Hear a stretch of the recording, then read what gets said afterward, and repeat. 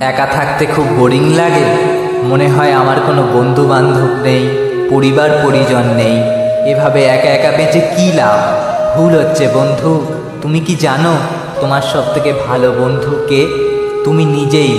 এই দুনিয়াতে নিজের থেকে ভালো বন্ধু কেউ হতে পারে না।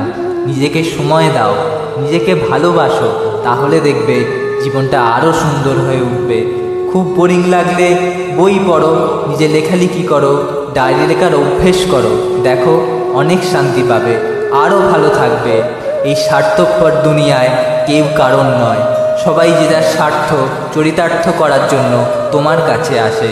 তারপর স্বার্থ সিদ্ধি হয়ে গেলে তোমাকে তার জীবন থেকে ছুঁড়ে ফেলে দেয়, ঠিক ইউজ অ্যান্ড থ্রো পেনের মতো। তাই বলছি বন্ধু, আগে থেকে সাবধান হও। একা থাকতে শিখে নাও।